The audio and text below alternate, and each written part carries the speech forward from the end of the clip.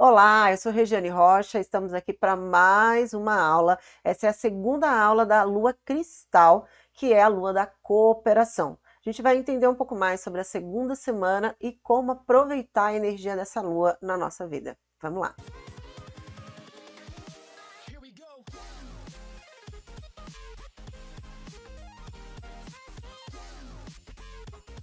Bom, a gente vai começar, como sempre, pelo sincronário. Então, vamos entender um pouco mais sobre essa lua. A gente vai começar a segunda semana. A segunda semana é a semana branca, é a semana que refina. E dentro do Castelo Azul é a torre do espelho branco que refina a estrela. Então é importante lembrar que toda vez que começa a família branca, a gente está refinando o que foi iniciado na família na semana vermelha, que foi a semana que nós tivemos, que foi a primeira semana da Lua da Cooperação. Então, a onda do espelho tem o seu curso, estamos caminhando aí, e esta semana a gente vai os 15 da semana vão ser do 124 ao 130, eu vou falar um pouquinho mais sobre isso daqui a pouco. Agora, é importante compreender que a Semana Branca traz um aprofundamento da própria onda do espelho. Por quê? Porque o espelho branco também traz essa força de refinamento. Então, a gente tem uma acentuação da força do espelho nessa segunda semana. Então, para quem já sentiu uma diferença ou sentiu o impacto da onda do espelho, agora a gente vai para esse refinamento, né, da onda. Então a gente entra no Kim 124, que abre a segunda semana, e é o tom ressonante. Então é a semente ressonante, que representa a metade da onda, momento de harmonizar. É uma semana que vai demandar bastante atenção e mais entrega ainda, que já é a característica tanto da Lua da Cooperação, como também o chamado da onda do espelho branco. Então, é momento de apaziguar. Lembrem-se dessa palavra durante toda a semana, apaziguar. Ou seja, qualquer tipo de conflito, qualquer dificuldade, qualquer situação que gerar uma tensão ou que gerar algum tipo de divergência, respire, acalme, deixe passar. Não que você precise engolir as coisas, não é isso, mas busque dentro de você recurso para que não seja necessário você entrar em conflitos. Por quê? Porque é um momento para mergulhar internamente, é um momento para refrear as situações. Lembre-se que nós estamos num momento onde a gente precisa entregar a coluna mística, que é o lugar que estamos passando agora, que é a onda do espelho branco, e nessa entrega da coluna mística é o momento onde a gente pode acessar a mente universal. E esse é um momento muito especial, porque quando a gente acessa essa sétima coluna do Tzolk'in, a gente tem a possibilidade de receber o impulso do vazio da coluna. E o que isso significa na prática? É como se você aceitasse as coisas que não servem mais, mesmo as inconscientes, porque tem muita coisa que não vai vir na consciência. Mas você vai poder dizer, eu entrego tudo que não me representa, o que não reverbera a minha essência, o que vai contra a minha missão, o meu propósito de vida. E quando você aceita essa liberação, o momento que a gente está passando já promove. A energia que está disponível é uma energia de liberação. Então, soltar as máscaras, as que você identificou e as que não, mas que não reverberam, que não vibram na mesma frequência da sua essência. É momento de aceitar isso. Então, nós vamos ter aí do Kim 124 ao 130. Então, a gente tem a semana começando com a semente ressonante amarela e encerrando essa semana com o voo mágico da onda do espelho, que é o cachorro branco Kim 130. Então é uma semana bem especial para a gente mergulhar mais fundo ainda e deixar toda a liberação, toda a dissolução que está disponível agora atuar sobre nós. É um momento de passo de fé mesmo, de confiança. Por quê? porque tem muita coisa que precisa ser dissolvida e que a gente ainda está apegado, mas que faz mal. Então, confiar que a sabedoria interior vai guiar na direção do que precisa ser liberado para que você acesse o seu poder pessoal, que é essa nossa busca aqui no Castelo Azul, nessa semana da Lua da Cooperação. Então, vamos ao segundo tema da nossa aula, que é o Yoga Tântrico Interior. E a gente tem um tópico que vai atravessar as 4 semanas da Lua da Cooperação, que é procriação versus cocriação. É importante compreender aqui que não existe nenhum tipo de negação à maternidade nessa colocação. Não é isso que a gente está tratando. O que a gente está dizendo, o que eu trago aqui para vocês é que não há uma restrição do feminino na procriação. A capacidade cocriativa da mulher é muito maior do que simplesmente a condição de geração biológica de vida. A vida pode se manifestar em muitas instâncias. A criação, a cocriação da sua capacidade financeira, das suas escolhas, do que ela quer viver e fazer, como que ela vai organizar a sua própria vida, as fases da vida, quais são os sonhos dessa mulher que acabaram ficando embaixo do tapete por ela achar que não tinha condição de autorrealização. É essa retomada da potência do feminino que a gente está chamando aqui de cocriação, e não uma negação. A gente está abrindo para incluir mais poderes, tá? Então, a gente volta nessa sabedoria, que é a roda do tempo, né? Que é Kala Chakra. A gente falou na primeira aula. Se vocês quiserem aprofundar um pouquinho sobre essa parte mais teórica, não, mas a apresentação, esse panorama mais aberto, a gente falou isso na primeira aula, tá bom? Agora, eu vou falar um pouco sobre a lei da correspondência. Existe uma sabedoria profunda na lógica dos ciclos que Kala Chakra representa. Relembrando só, Kala Chakra significa roda do tempo e representa os ciclos de morte, vida, renascimento que a gente experimenta em vários ciclos da experiência, como por exemplo, os ciclos das estações do ano, semanas, horas de um dia, fases da lua. Esses ciclos que vão acontecendo, eles demonstram uma lógica do tempo, né? E aqui, nessa especificidade, a gente vai ter a lei da correspondência.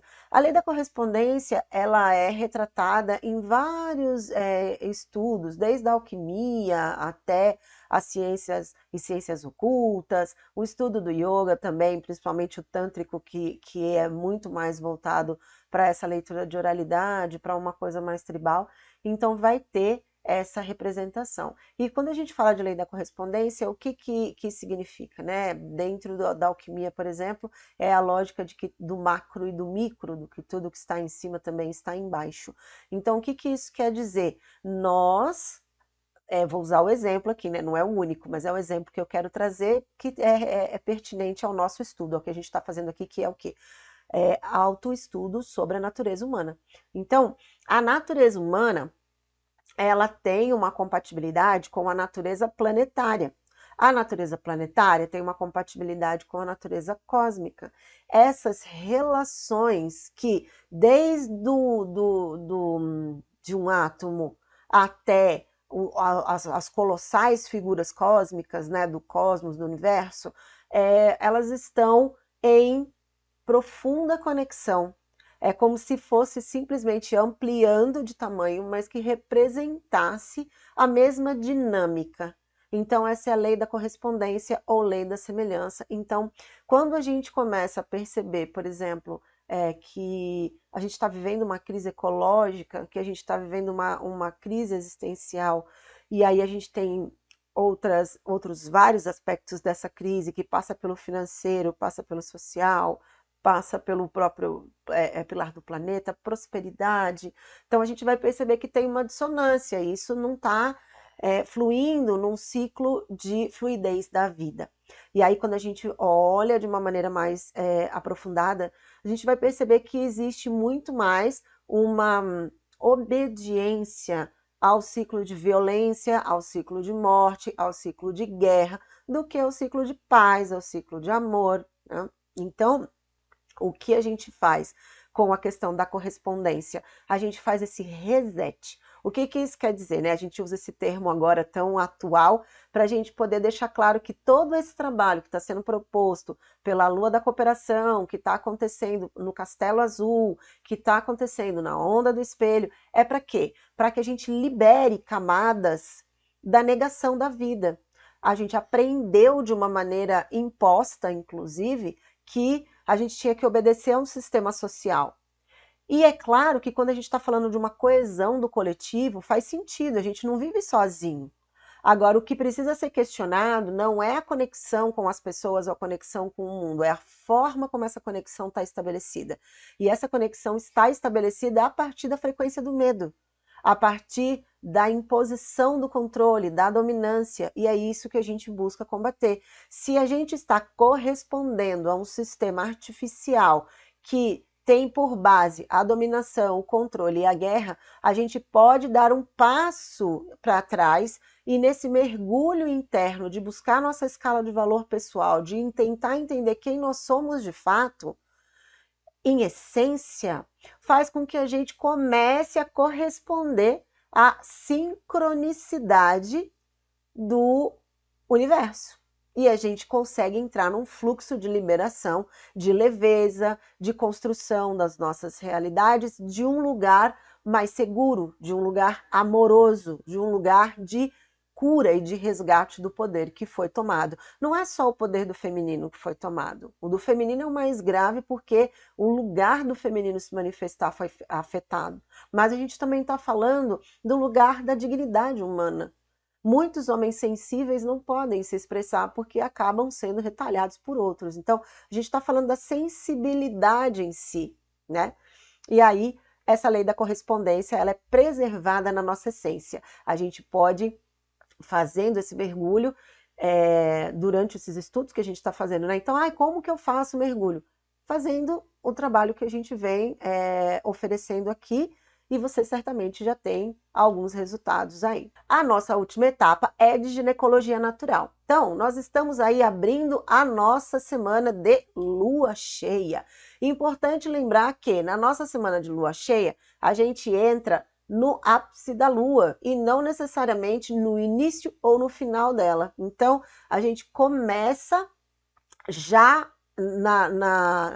no curso da lua cheia, mas a gente pega essa fase mais exuberante dela, essa fase mais potente da lua, para começar a nossa semana aí, que já vem com a semente ressonante, né?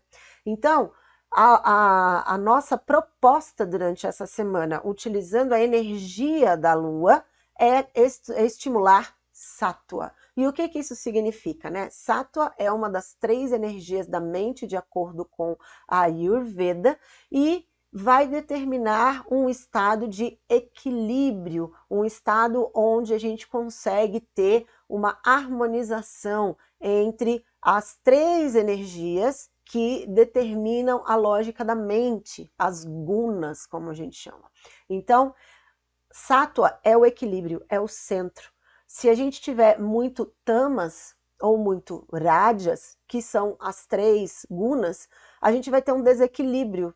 Se eu tenho muito tamas, eu vou ficar com uma sensação de preguiça, uma sensação de desânimo. É o tipo de energia que nutre um quadro, por exemplo, de depressão. Aquele desânimo, aquela vontade, falta de vontade de fazer as coisas, tudo é pesado, difícil, moroso, uma sensação de não acreditar que as coisas podem se transformar. E isso é tamas, mas tamas num estado agudo, né? Quando tamas está numa situação de equilíbrio, ele ajuda a parar, ele ajuda a aguentar um pouco mais determinadas situações. Existe muita coisa na literatura que fala, na literatura principalmente do yoga, que fala muito contra a presença de tamas, como se ela tivesse que ser eliminada. Mas se nós pensarmos, tamas é representado por Shiva, e Shiva é a consciência plena, né? É o inerte. é o excesso, é a falta de movimento, né? A falta de movimento. Quando a gente faz pausa, quando a gente se joga, a gente está simplesmente mergulhando nesse silêncio, né? Então, tamas tem a sua função, sim, e precisa ser entendida dessa maneira. Não existe nada na natureza que seja inútil ou que precise ser destruída. Existe um equilíbrio para tudo. E quando a gente tem um excesso de rajas, que é aquele excesso da vontade, do otimismo, que é o que a gente vai encontrar muito no otimismo tóxico, onde ninguém pode, se uma pessoa está mais fechada num período de lua minguante ou num período de lua nova, por exemplo, você está bem? Será que você não está com algum problema? Você não está alegre? Você não está exuberante? Você não está feliz? E isso é uma coisa que precisa também ser acolhida com muito amor, porque nós temos muitos tipos de humor e isso precisa ser respeitado. Tem momentos em que a gente está mais introspectiva mesmo, que são os momentos de fases de lua onde a gente precisa estar mais para dentro. Então a gente vai usar essa lua cheia para celebrar esse templo interior. A gente vai dar um banho de alto amor e acolhimento, vai usar a energia da lua, da fase da mãe, para nutrir a si mesma, para fazer com que nós tenhamos uma semana de muito acolhimento, aquele abraço gostoso que acalenta, que dá vontade de ficar ali só relaxando, protegida, né? Então, é uma semana de muito acolhimento para que a gente possa aí fazer essa estimulação de sátua, desse equilíbrio, dessa busca de tranquilidade. E aí, estimular o auto-amor, que no caso são as virtudes, são as outras Mahavidyas. Então, ao passo que a gente tem 5 Mahavidyas dizendo para a gente, refreia esses processos, segura a reação, né, automática dessas situações, a gente vai ter também agora as outras 5 Mahavidyas dizendo, estimula as virtudes, estimula o que você entende que pode apaziguar as situações. E aí a gente tem, por exemplo, Sausha, que é um niyama, que é considerado uma virtude, que é a pureza, que é para a gente poder ir aceitando que nós temos muito mais de divino do que de animal primitivo e racional.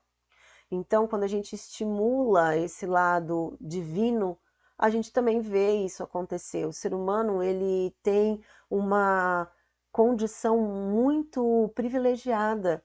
Nós temos muitas sabedorias à nossa disposição, inteligência emocional, inteligência instintiva, inteligência espiritual, e tudo isso e mais está a serviço do quê? Da realização do propósito. Pessoas realizadas inspiram pelo amor e pela beleza da vida, e não pelo bater no peito e dizer eu sou o melhor, todo mundo tem que parecer comigo. Sair dessa lógica que eu acabei de falar, do excesso de rajas, que é essa positividade tóxica, né? Aprender a celebrar mais e comemorar menos. E aí, nós temos aí a continuidade dos nossos do autocuidado em ginecologia natural, que são as duas práticas, a prática do chá e a prática do escalda-pés. Então, nessa semana, a nossa sugestão de ervas minha e de Letícia Barros, que me ajudou a fazer esse trabalho, é o chá de erva doce, tá? O escalda-pés, vocês podem procurar alguma coisa que seja leve essa semana, para poder fazer a passagem entre o dia da lua, do último dia da lua cheia para o primeiro da lua minguante. Então, é isso. Espero que vocês aproveitem ao máximo, é uma semana muito especial de entrega, porque na próxima semana a gente já vai receber a energia criativa da onda do macaco, então vamos aproveitar agora para que a gente possa abrir mais e mais e mais espaço para receber toda essa potência co-criativa que a gente vai receber na próxima onda. Espero que você aproveite muito essa semana especial e qualquer dúvida ou qualquer comentário, sugestão, pode deixar para a gente nos comentários do vídeo, que a gente vai responder com todo carinho, tá bom? Espero que você aproveite ao máximo. Excelentes estudos e até a nossa próxima aula. Om!